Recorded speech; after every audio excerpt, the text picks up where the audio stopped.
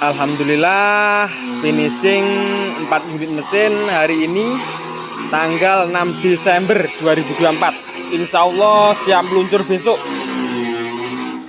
Mesin cacat dan guling serbaguna tipe SM20.